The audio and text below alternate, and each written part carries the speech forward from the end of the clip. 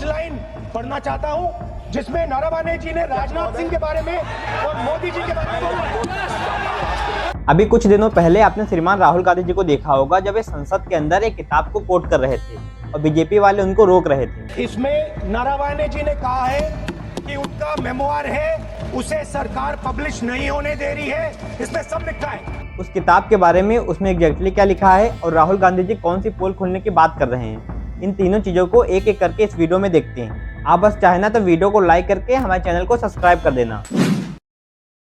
अभी 28 जनवरी से संसद का बजट सेशन शुरू हुआ था जो कि 13 फरवरी तक चलेगा। इसके बाद इसका दूसरा चरण जो कि 9 मार्च से शुरू होगा 2 अप्रैल तक चलेगा।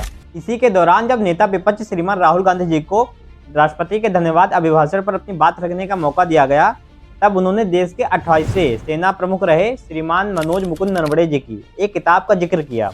उस किताब का नाम था 4 स्टार्स ऑफ डेस्टिनी। इस किताब के अंदर सेना प्रमुख जी ने अपने 40 साल के पूरे सैन्य करियर को लिखा है। उसके बारे में लिखा है वे दिसंबर 2019 से अप्रैल 2022 तक भारत के सेना प्रमुख रहे थे। इसी दौरान कोरोना आया था और जितना भी चीन भारत का विवाद हुआ था बॉर्डर पर, वो सब इसी के दौरान हुआ था।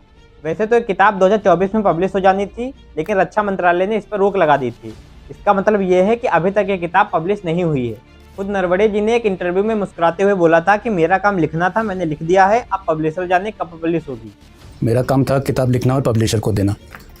अभी पब्लिशर ने उस बात को आगे बढ़ानी है, क्लियरेंस लेना है, पब्लिश करना है, तो उनके बीच में ये बातचीत अभी भी चल रही है और जब कभी वो क्लियरेंस आएगा तब वो किताब भी निकलेगी कभी ना कभी। इसी के लिए जब राहुल गांधी ने पार्लियामेंट में इसका जिक्र किया तो अमित शाह, राजनाथ सिंह जैसे बीजेपी के बड़े नेताओं ने उनको बीच में टोक दिया और कहा आप ये बताइए कि किताब अभी तक पब्लिश हुई है कि नहीं, और अगर पब्लिश ही नहीं हुई तो इसका कोई औचित्य ही नहीं बनता। नहीं समाप्त कर दिया है, वो स्वयं कह रहे कि पुस्तक प्रकाशित नहीं हुई, उन्हें स्वयं स्वीकार किया कि पुस्तक प्रकाशित नहीं हुई।